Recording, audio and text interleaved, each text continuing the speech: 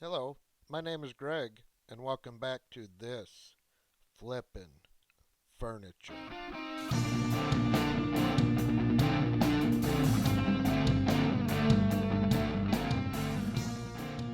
It's been a little while since I posted any videos on furniture flips, and if you look back at my old videos, you'll notice that I really never finished those shop cabinets. I had some doors that were not finished or painted. Some of the drawer fronts weren't completed and were missing some poles. So I decided to take the last couple of weeks, build out those shop cabinets, redo my battery charging station to incorporate a larger area to keep some of the tools, to keep some of the materials that I use in the furniture flips. So this dresser here we recently got, and I've had this piece of zebra wood sitting around for a while, just waiting on the right piece of furniture where I can cut veneers out of this wood. And I felt like this was the piece. And my wife really likes this piece of furniture. And what she likes about it is the drawers are not really deep. And overall, this is a really solid piece of furniture. As you'll see during the build process, the front of the drawers have nice dovetail joints in it. The back of the drawers have finger joints to it. It is a veneer over much of this dresser, but as you'll see when we start the cleaning process, it is by far the easiest veneer that I have removed off of any piece of furniture. So you see those are relatively short, but all in really good shape. And the finger joints that they used on the back, those are nice, along with the dovetails in the front. So solid piece of furniture. We're going to get it washed up, cleaned up, and get ready to go.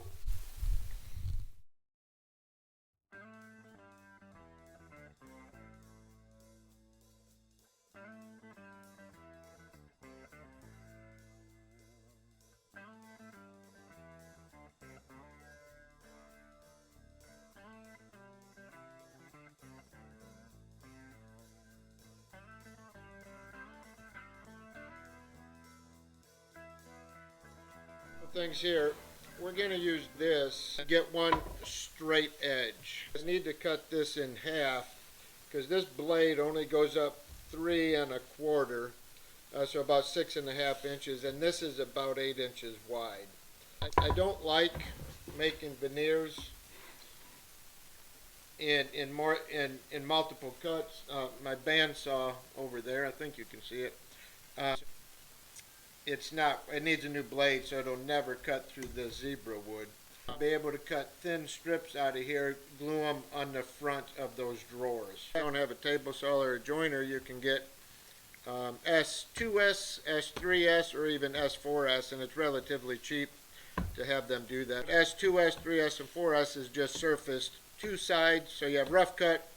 This is surfaced on one side, S2S is two sides, 3S, so on and so forth. This piece of wood right here is actually the thickness of this blade. So I will run that right up against there, and it's right up against the blade, so I just push that through. It'll straighten that edge, be perfectly smooth. This little thing here is just a digital angle finder, and that's just to ensure that the saw blade is 90 degrees to the table saw.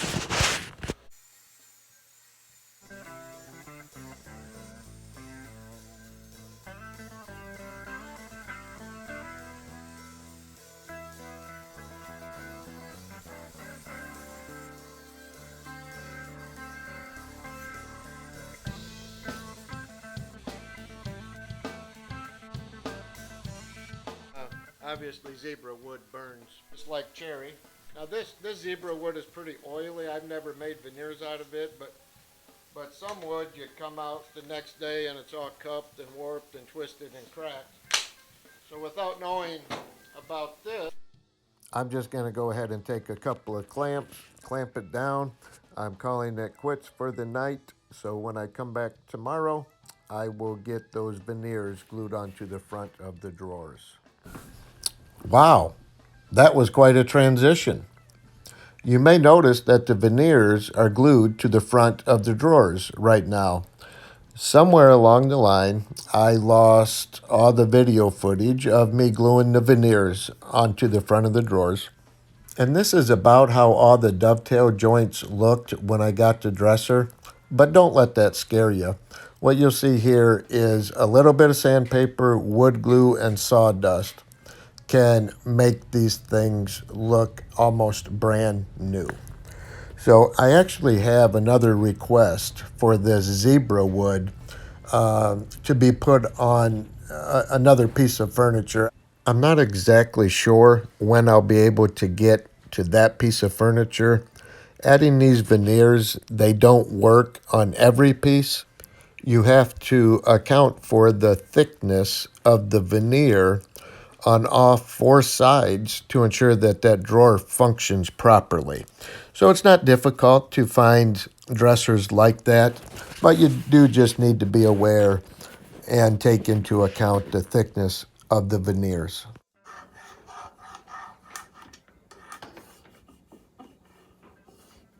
I didn't notice that, but here's another good reason to use this pencil is it does pick up on little imperfections. You can see right there, there's a little bit of a gap that I never noticed.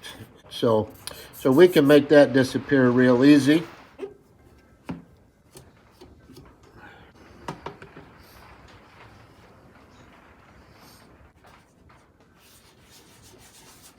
Don't even really have to give that time to dry. That sawdust soaks up all the moisture. What you doing?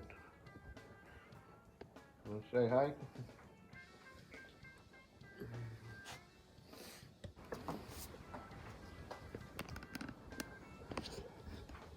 I'm not certain how well this is going to work.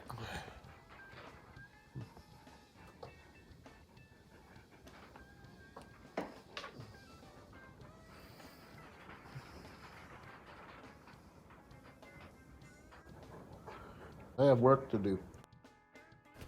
And as we'll see in a little bit, that little gap between the veneers, it is easily taken care of with that sawdust, glue, and some sandpaper. And now you see that veneer going on the top of the drawer. And if you have good glue coverage on that, these things will never come up. But when I take this piece and set it on the top, you can kind of see that we need space, the width of that veneer to slide easily in and out of the drawers. We don't want it rubbing. We want it to function properly. So when you're looking at a dresser to possibly put a veneer on, make sure there's a good 1/4 inch gap. There are ways around that if you have a particular piece of furniture that you think a veneer would just look wonderful on. And that is you can either plane or sand down the top and the sides of the drawers to make room for that veneer. As we continue here with putting the veneers on the drawers, I'd like to take a moment and just say that I am relatively new to posting videos. And probably what has surprised me the most is the amount of time that it takes to upload just a 30-minute video.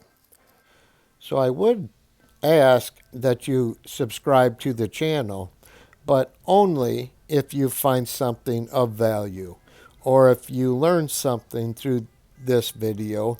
If you would, go ahead and subscribe. That will help the channel out a lot to continue to grow. So here I'm just trimming off these edge pieces. And when I flip this drawer over, you'll see that there's a gap in there that I really don't like. And I was a little bit worried about it. I thought I might have to plane it off and redo it. And then I thought, well, these lines in here, it's not a solid color or piece of wood, so I thought those lines in there might help it blend in just a little bit. Plus, this was the bottom drawer, so I thought the only person that might see it would be laying on the floor. and it would only be me or my wife, which neither of us lay on the floor regularly. So I thought we would try to go ahead and just grab the glue, the sawdust, and the sander to see what it would turn out like. And you'll see, other than a little portion that needs some additional glue and sawdust, it turned out really well. After we successfully filled in that gap on that top piece of veneer, the next step is just going through the front of the drawers and any of these small, almost hairline gaps that are left after the gluing process. We can use the same process of grabbing some sawdust, some glue, and the sandpaper, just filling those in. And for me, the key is to rub that in, take a little bit of time, grind it down into those little hairline cracks. So when you do your finish sanding, you don't sand through that and expose those hairline cracks again. And again, sanding that wood glue is awful difficult, so I actually started off with 180 grit, and it wasn't really gritty enough sandpaper to remove that glue. So I went down to 120 and then could work my way back up for the final sand. So we have 3 out of the 4 drawers finished, and I noticed I had a little bit of zebra wood laying around. So as I was filling in those hairline cracks, I looked at the edge and I didn't like how those looked. So I took some of those leftover cut-offs from the veneer and just cut those in thin strips to put them on these edges right in front of the dovetail joints.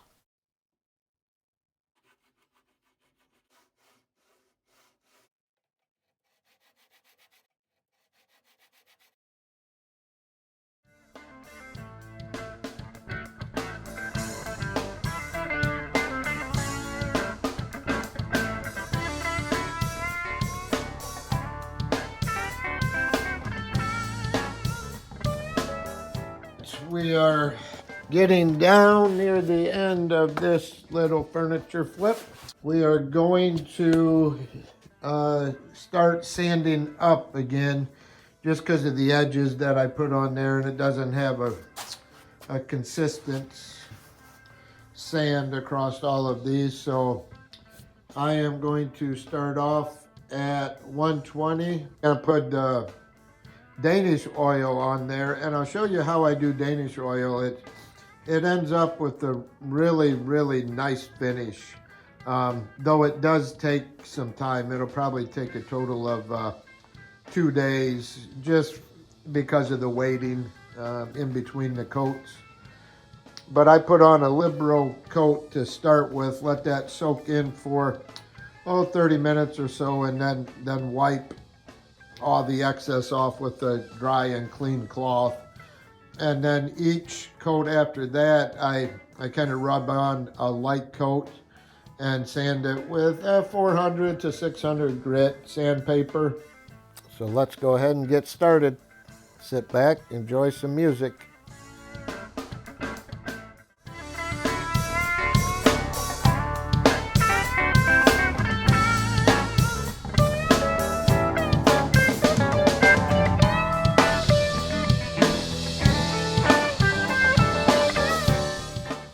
But this stuff here, you put on a liberal coat.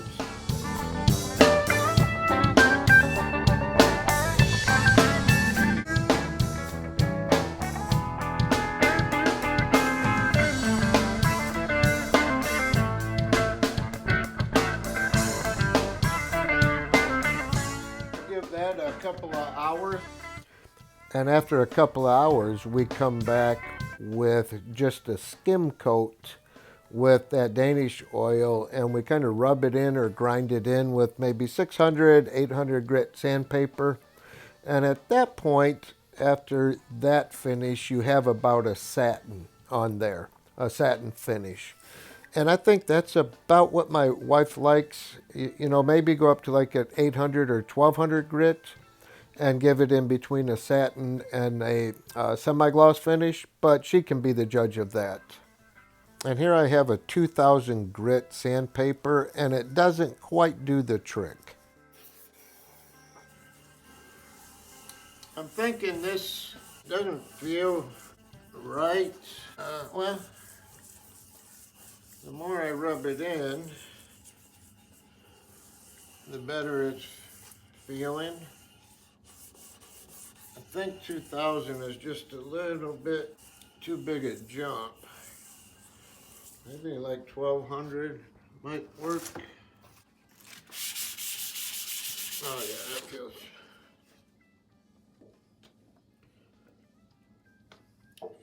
better.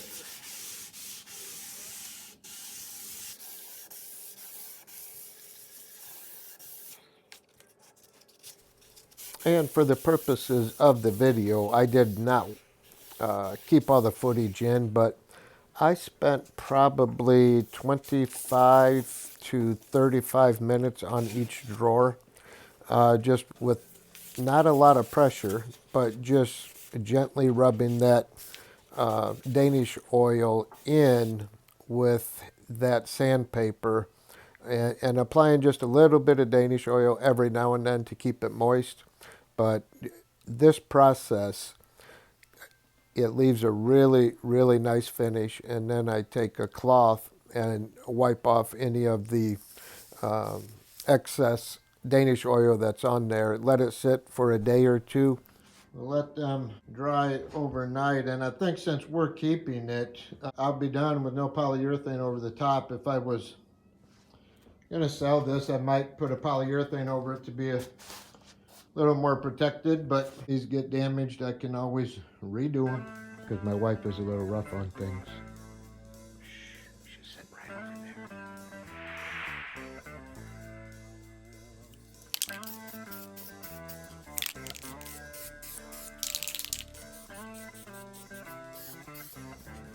there. I have a little LED light here.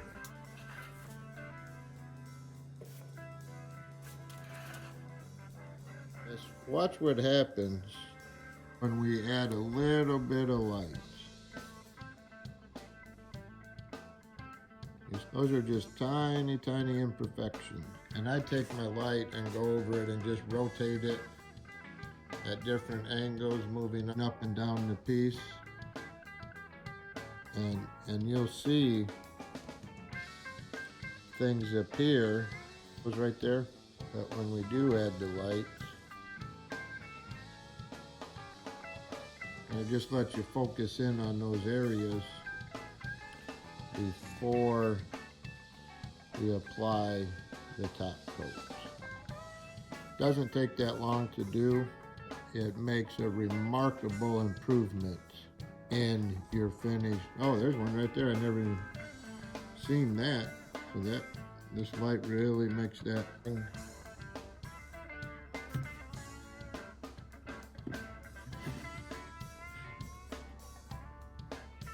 So if you look right there, never noticed that as many times as I just glanced over it. So it's a neat little way to get a much better finish.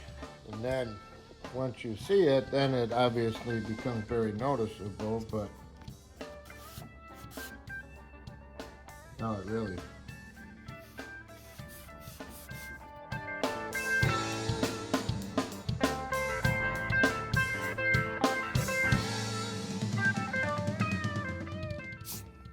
All right, then I've gone over the rest of it, so we're ready to put on the final coat of paint. Using Dixie Bell Spanish Moss, a very nice color. I think it looks good with that medium tone of the wood.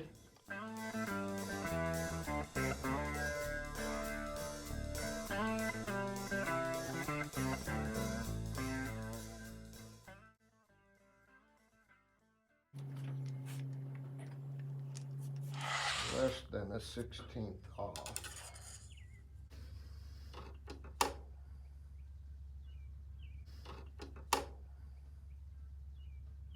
Door handles, door fronts, centered this way, there's no real reference actually when you're looking up and down the drawers. But centered this way makes a big difference, even if you're a 1/4 inch off, or actually even less than that. Always possible, which most of the time it is. Just like to make something simple. So now on the rest of these, I'll just need to center this way.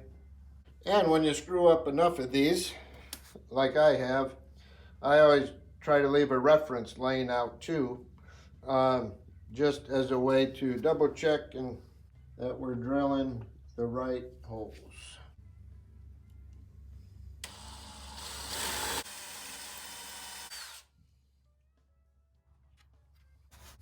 And when you add the thickness of the veneer on here, sometimes the screws that come with the drawer pulls, they're not long enough.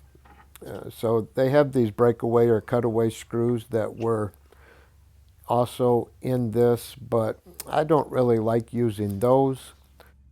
When I ran into this before,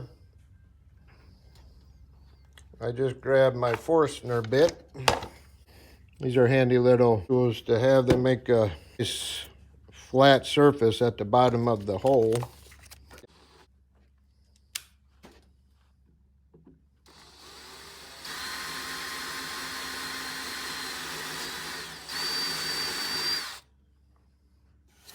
You have to be careful because if these are new or if you've just sharpened them, once they catch, they really remove some material. I just let the weight of the drill and then just tilt it back and forth a little bit. I'd like to have a little bit more of that.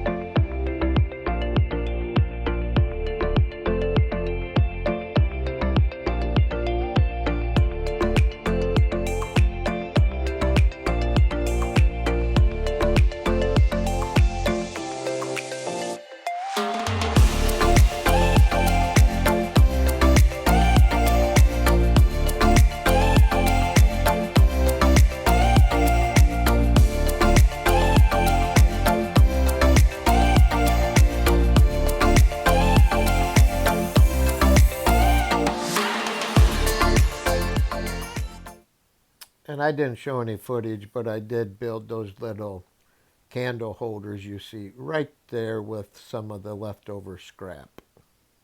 And thanks for watching. Please like and subscribe.